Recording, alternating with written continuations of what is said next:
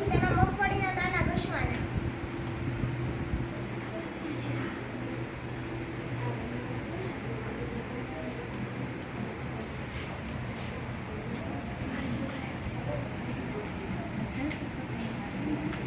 જો હવે હું અત્યારે મગફળીના દાણા આમાં ઘસું છું. અમે જોવાનું છે કે આમાં કોઈ તેલનો દાગો પડે છે કે નહીં. ધ્યાનપૂર્વક જુઓ કે તેલનો